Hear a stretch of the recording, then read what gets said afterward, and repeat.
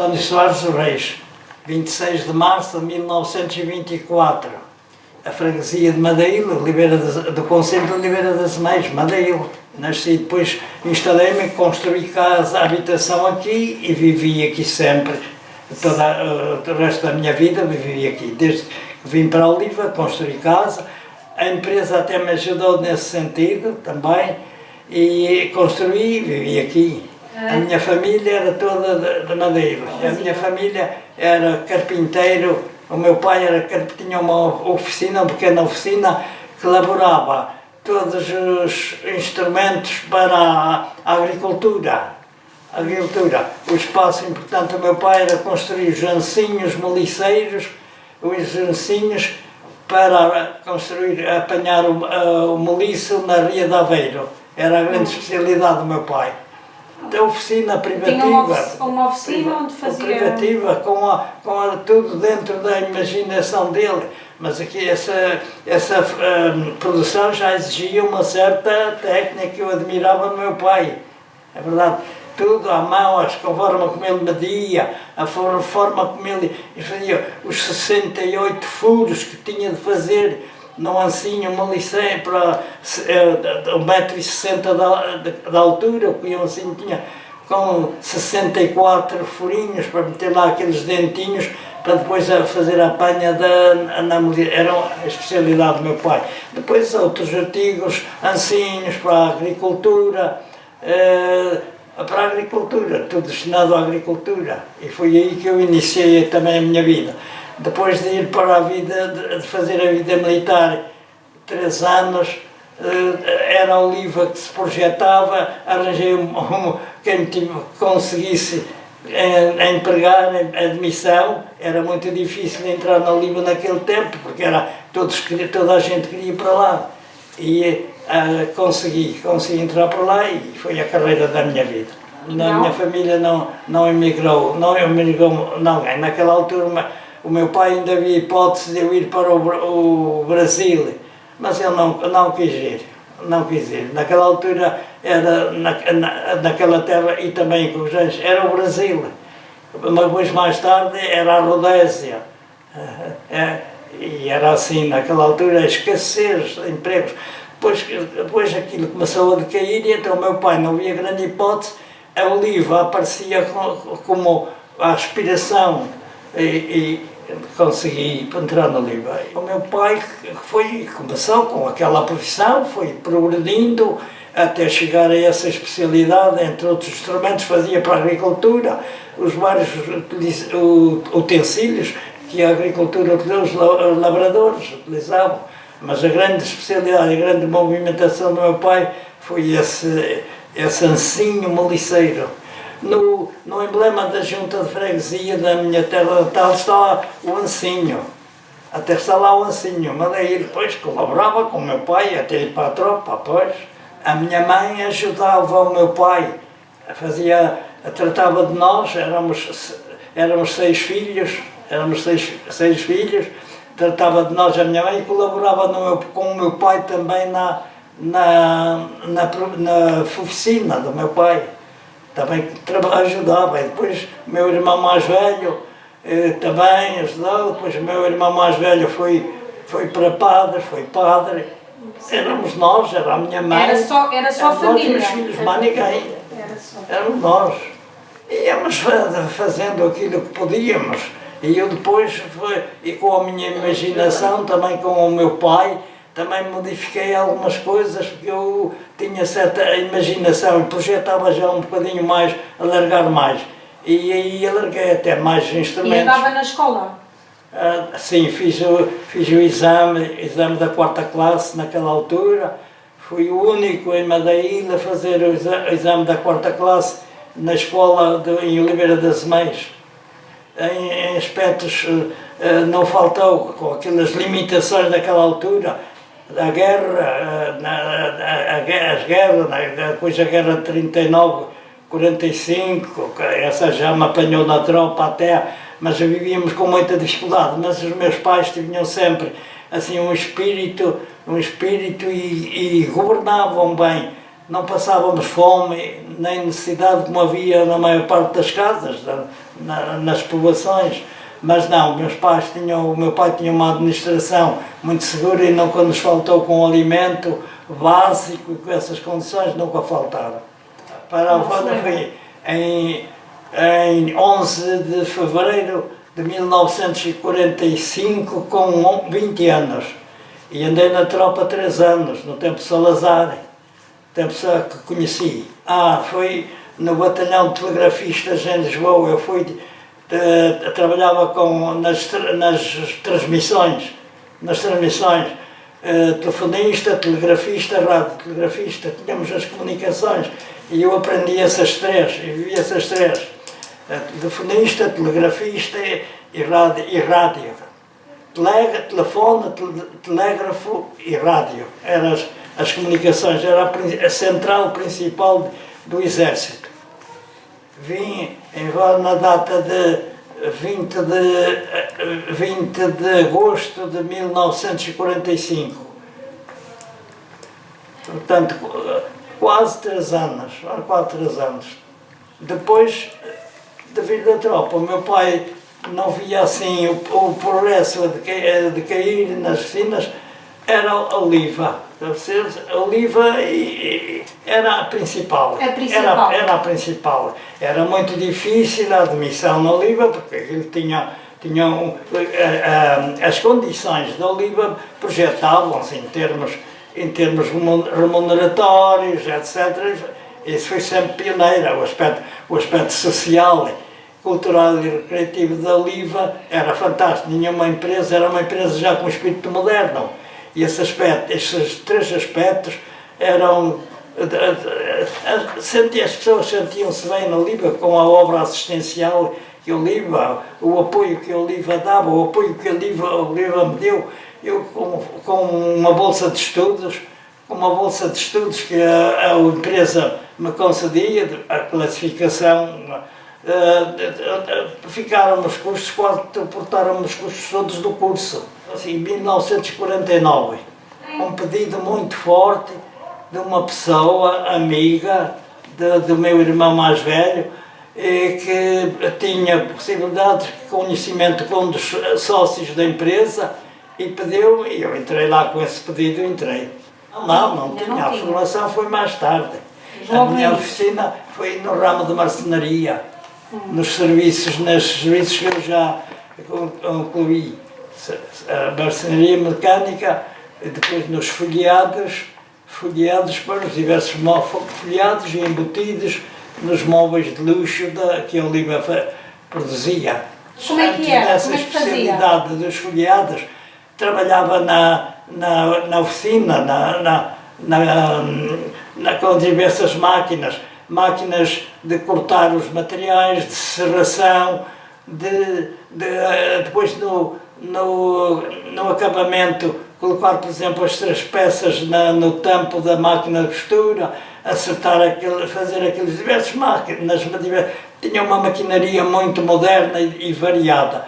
E eu, conforme os interesses, o encarregado colocava-me nos vários serviços.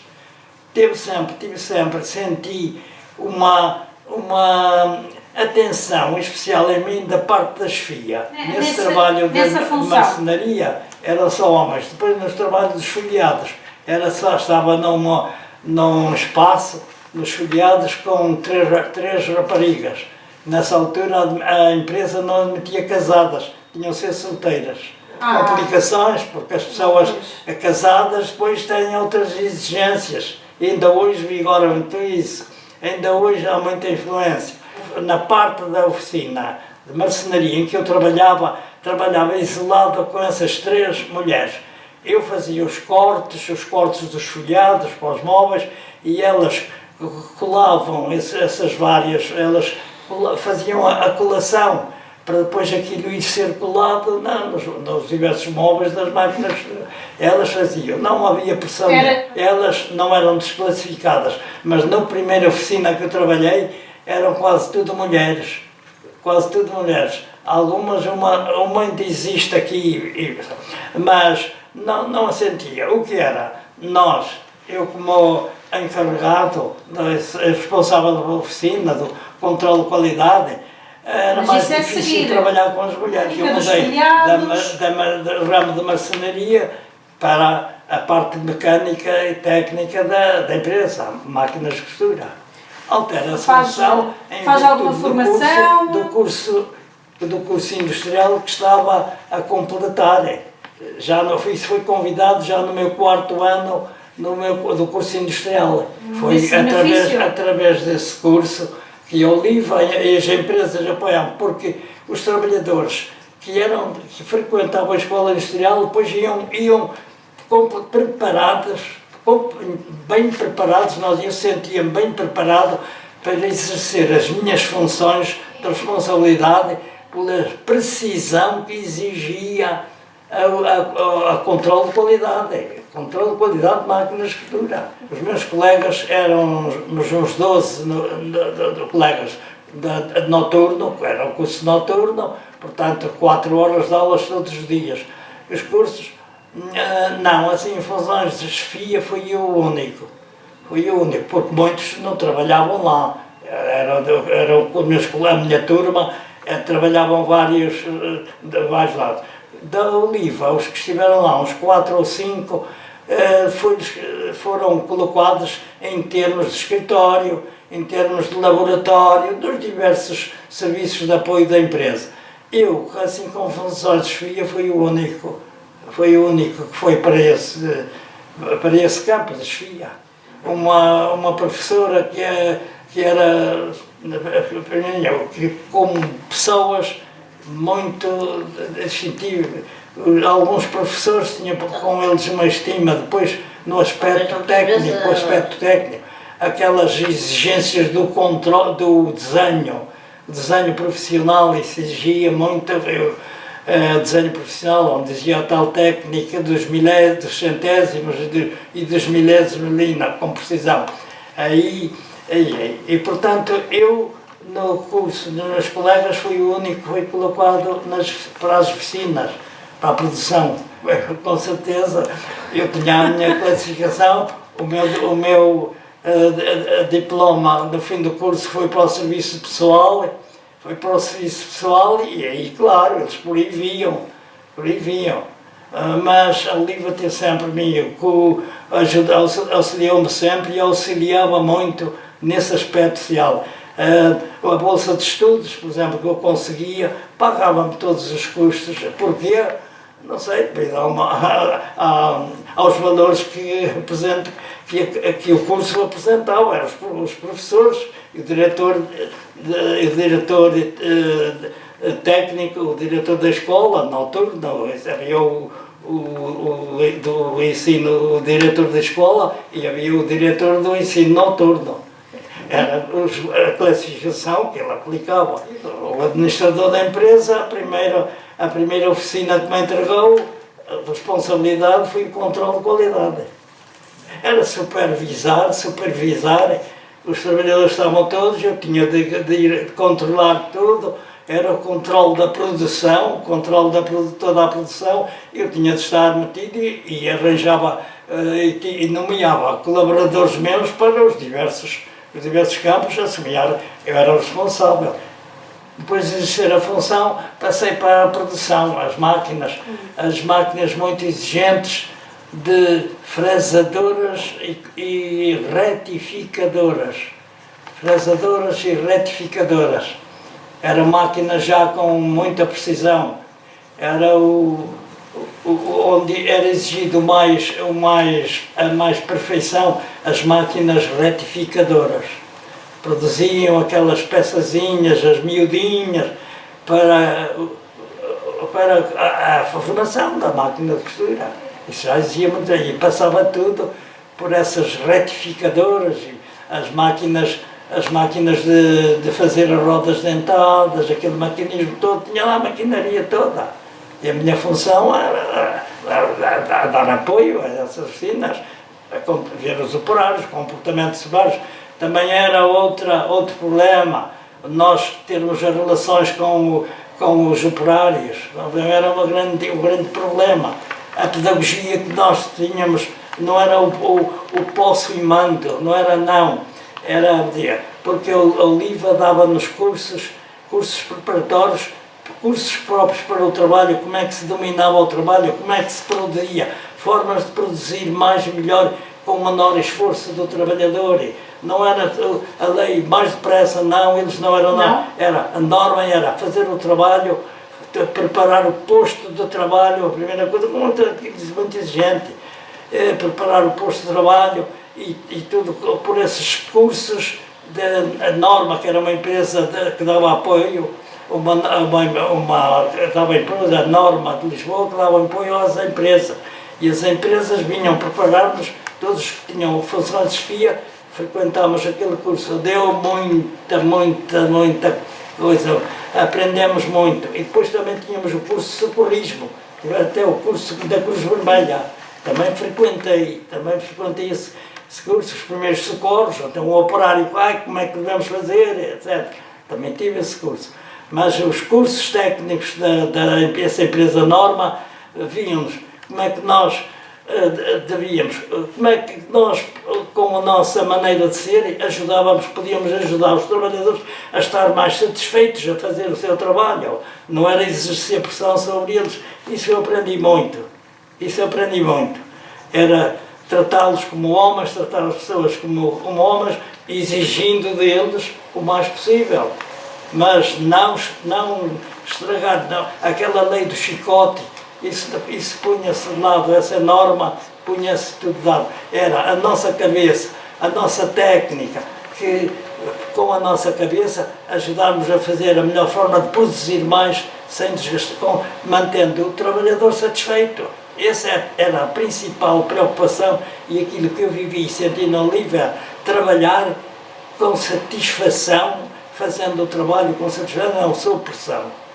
Pois os salários isso aí era o administrador que fazia. Nesse aspecto eu não reclamei, tínhamos nessa altura um prémio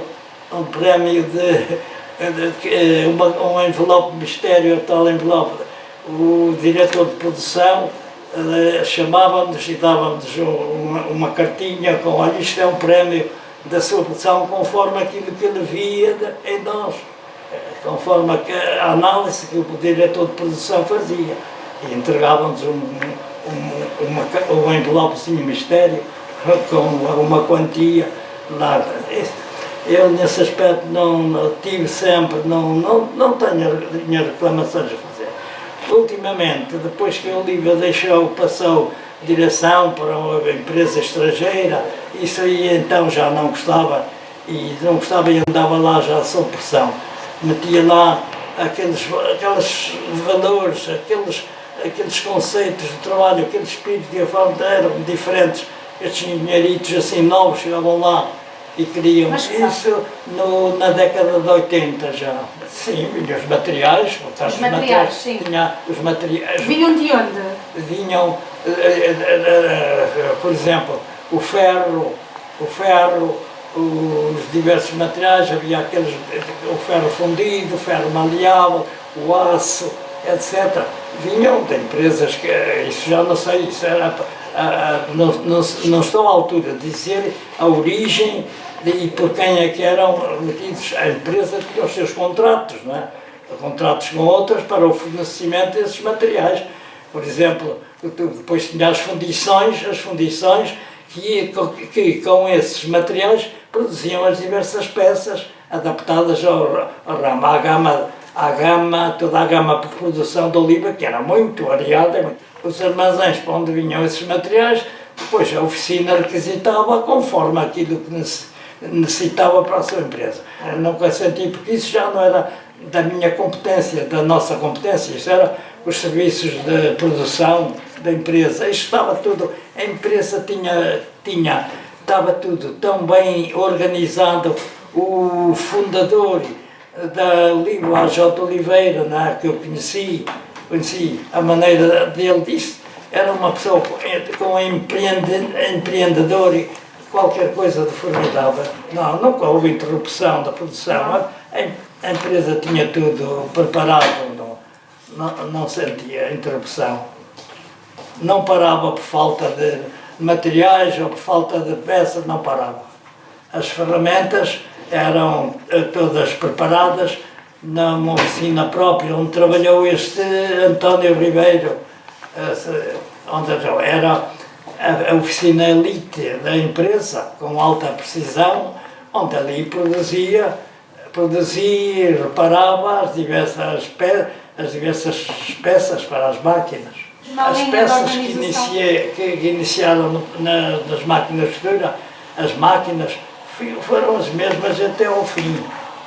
E algumas até depois utilizadas, depois já do fabrico de máquinas de costura, continuaram a ser utilizadas, porque a empresa fabricava até para as carruagens dos caminhos de ferro, eu sei lá, a mais variada, eram para todo o país.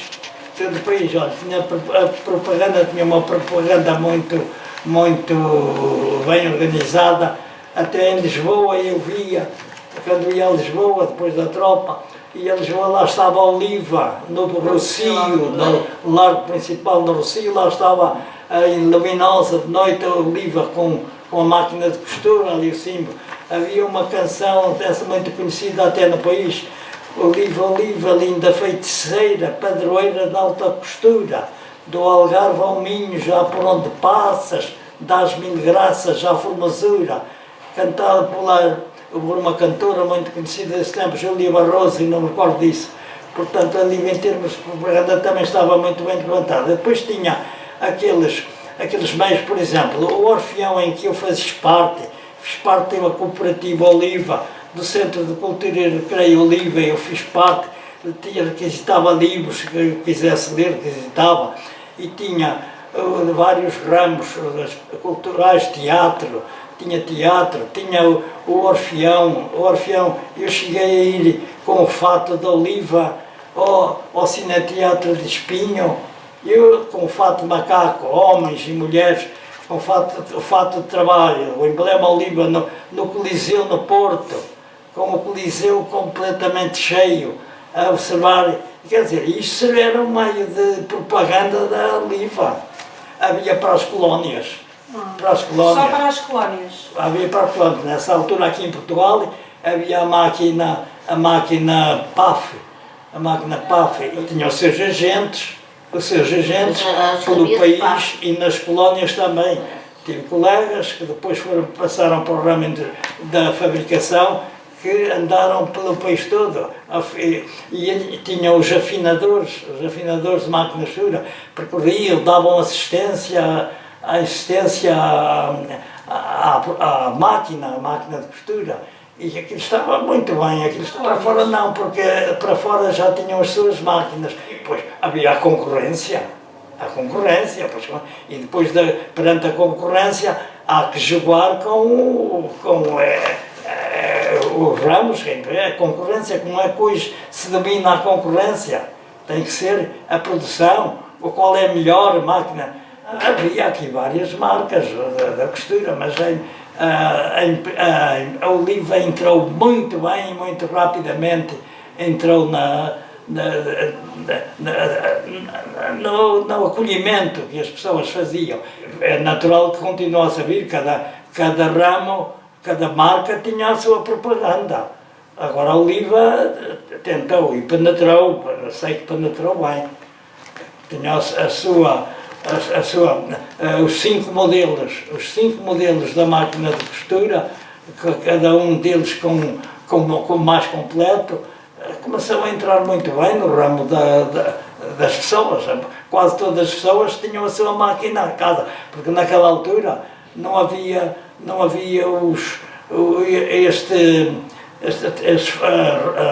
a roupa vestida, havia as costureiras. Nesse ramo havia muita costureira, e a costureira procurava a melhor máquina que satisfizesse. Havia a costura, não havia o pronto a vestir. Esta concorrência das peças.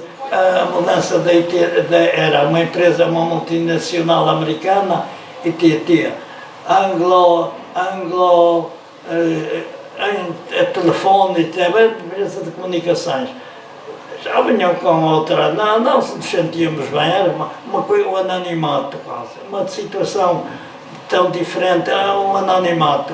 Essa mudança projetou-se, depois já não eram, lá eram variadas ramos. Eu fui transferido, ora estava aqui, ora estava além. Essa mudança foi principalmente mais na década de 80, 1980, e já vinha atrás, mas aí é que eu senti mais. Eu andava ali e nem sabia às vezes o que é que eles mudaram, não tinham contemplado uma coisa feita assim um bocado atabalhoada, que sentia um bocado, sentia-me ali, já não me sentia bem, nem apoiado, nem nada. De maneira que depois negociei com a empresa, em mútuo acordo, deram-me a administração que eu tinha direito e eu vim-me embora. O patrão teve 2 filhos, mas os 2 filhos não continuaram no espírito do pai, não continuaram. E foi vendida a quem? E a Oliva depois foi vendida, foi comprada por essa empresa, por essa multinacional. Era a ITT. A ITT que dominava aqui. E fomos entregues e esses tinham a sua maneira de produzir, era uma maneira selvagem, uma maneira assim um bocado selvagem, não tinham aquele profissionalismo, mudanças, nós nem sabíamos às vezes o que é que eles queriam, nem sabíamos às vezes o que queriam, víamos atordoados com eu, que tinha, por exemplo, aquela preparação técnica, depois chegavam aqueles engenheiritos, olha que é isto mais assim, olha que aqui é preciso cuidado nesta produção peças torneiras, ramo de torneiras, peças para outros fins, passavam por ali, olha que é isto, não nos sentíamos bem, não. 25 de Abril? A influência que teve depois... Acha que teve influência? Teve muita influência, aquilo viveu-se momentos, andávamos para ali todos à sorte, a multinacional é contra estes, é claro, depois havia a liberdade, os sindicatos, a ação dos sindicatos, e a ITT foi-se embora e deixou ali cair tudo à volta, deixou-nos todos à volta. Depois nós nas oficinas tentávamos produzir assim, nessa altura, greves. Greves? Sim, greves, isso foi o problema, greves, pois. E aqueles ligados ao Partido Comunista, isso é que eram os mais ativos e mais referentes, mas às vezes atuavam de uma maneira quase selvática, não alinhavam assim a greve, e as greves é que foi o grande problema da Oliva. As greves foi grave. Até eu, num determinado período, também estive na greve. Até eu próprio cheguei a estar em greve. Pois, geralmente os salários, as condições de trabalho, pois as condições, pois aquilo piorou, porque tudo andava, o termo era abandalhado, o termo já era abandalhado. Nós não nos sentíamos bem ali, não sentia bem. Depois, os sindicatos, naquela altura, tinham ali muita influência, alguns até foram parar aos calabouços da PIDE. Calabouços é um período negro muito triste. Depois foi essa transição, depois que mexeu em mim, comigo, bem, eu não estou aqui exposto. Negociei com o serviço pessoal e tentei vir embora. Em 1984 vim embora e deixei aquilo tudo. Nessa altura a Oliva chegou a ter 3.000 trabalhadores, à volta de 3.000 trabalhadores, era o sindicato, depois aquilo foi derramado, ficou com umas centenas, quando eu de lá vim já tinha umas centenas só, não, mas é um perigo. Estas multinacionais são assim. Eu frequentei um curso em Bruxelas, na Bélgica, estive lá, e um estudo sobre a atuação das multinacionais. Porque é que eles pretendem é países que estejam dóceis, não tenham o espírito reivindicativo, é o que eles querem. Ainda estava no fim da minha vida, ainda estava na Oliva, estava assim. Ainda estava. Esse curso eram vários trabalhadores, eu fui escolhido por um organismo. Eu fui selecionado para fazer parte, veio para lá. E aí estavam várias pessoas de outras empresas. Foi a primeira vez. Esse movimento em que eu estava inscrito era um movimento mundial de trabalhadores cristãos. E em 1970, não era curso, era um encontro de análise à atuação das multinacionais em Portugal. Era assim, ver a análise que fazíamos de uma multinacional, a forma de trabalhar, e aqui que cá está, jogava com a forma que as multinacionais, aquilo que nos tratavam, o que é que pretendiam nas empresas e a forma, outras formas, a exploração. Aí era exploravam o mais possível, mas veio um representante, portanto, da Alemanha, quando passei a trabalhar com os planos de produção para as máquinas na tecnologia de uma marca alemã, os desenhos vinham em alemão e toda uma empresa alemã foi transferida para a Oliva, essa empresa de torneiras. E vinham os planos até tudo em alemão.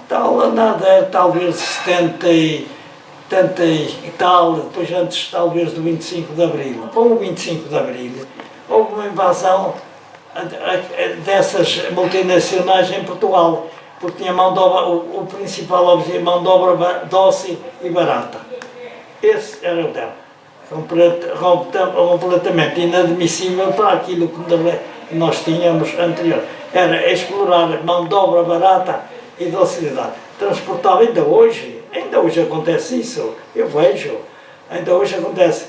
Trabalhadores onde haja muita reivindicação, onde haja uma certa preparação, não se interessa. As multinacionais só vieram prejudicar, só vieram explorar Portugal e mais nada, levar para lá o dinheiro.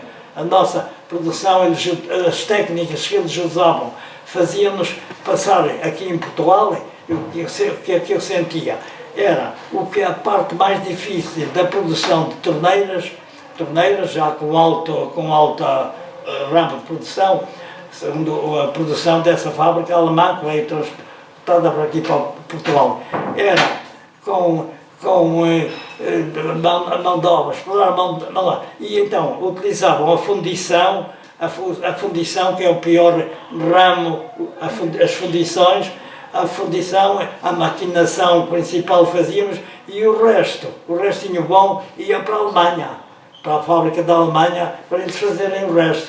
Aí aqui tinha então um engenheiro alemão que vinha às oficinas, veio comigo, até lá, este é que temos aqui para fazer. Manda, era a ordem dele era manda, era transportar, mandar peças mais depressa. A ordem que eu via desse alemão era manda, despachar, era isso.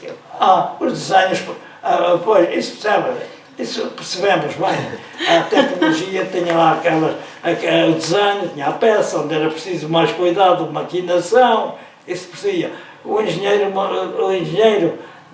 uma vez comigo, Sr. Reis, tenha cuidado aqui com esta peça aqui, que tem décimos por ano. Eu disse assim, olhei para ele e disse assim, patrão, eu lidei com centésimos, não dei com décimos de milímetro, lidei com centésimos e com milésimos de milímetro. Nessa mudança é que eu comecei a sentir aquele peso, depois aquela diferença na gerência, na administração, tão diferente, ali só manda, o que interessava.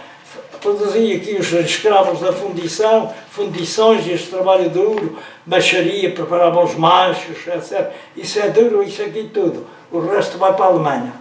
Depois a cromagem, polimento, aquele acabamento fino ia para a Alemanha. Essa empresa foi transferida para a Alemanha. Depois havia até a produção, aqueles autocolismos, este moderno, em português, os portugueses e alemão, era a concorrência, não é? Depois era a concorrência. Depois vim embora, estava aqui nesta oficina, depois vinha outro, mudava para aquela oficina, mudava de desfia. Um engenheiro, um dia de engenheiro, passei a pertencer à chefia das fundições, e o engenheiro, com a minha oficina, com as máquinas, Sr. Reis, eu não entendo nada disto, mas vamos dar uma voltinha, ajudá-lo até. E sentíamos assim, nada. Eu disse, não queria, não desejava nada, andava ali andava ali contrafeito, iluminado, veio embora. Olha, por exemplo, nós saíamos à hora do almoço, vinhamos tomar o cafezinho ou vinhamos tomar a refeição para a restauração, o ramo da restauração, para os cafés, os restaurantes. Aquilo a empresa movimentava tudo em São João da Madeira, movimentava tudo. Estas empresas aqui iam, o ramo da restauração, só ponto esse, o ramo da restauração. Sentiu e depois passavam um tempo, fechou tudo. A experiência onde eu exerci, onde eu fui exercer os conhecimentos que aprendi no ensino industrial, na escola técnica, né? As escolas preparavam, tínhamos não só o aspecto técnico, tínhamos o português, tínhamos ciências naturais, tínhamos geografia, tínhamos aquelas disciplinas, mas depois a técnica, depois a partir de determinado ano, tive professor em português, tive uma classificação, me ajudou tanto, tirei 20 valores no meu exame de português. Deu-me muito conhecimento e um enriquecimento muito grande assim, na minha vida, como um enriquecimento geral em São João da Madeira e arredores. A projeção da Oliva engrandeceu aqui depois até para a empresa da Cortaria Nacional do Pelo, que ainda existe. O que é que era aquela empresa? O que é que dominava aquilo? Uma mudança em São João da Madeira enorme. Aquilo acabou, São João da Madeira cresceu, todas as fábricas cresceram. Mas o que é que deu o engrandecimento às empresas? Foi a minha, por exemplo, o administrador, quando eu lhe fui pedir banheiras para a minha casa, nas banheiras, tínhamos até uma concessão especial. A Oliva tinha qualquer defeitozinho na esmaltação, qualquerzinho, iam peças para a sequata, para ser feitas novamente. E essas peçazinhas não tinham qualquer influência e vendiam-nas, o administrador, quando eu lhe pedi, olha, era banheiras e tubos para a minha casa, tudo com o preço de sequata.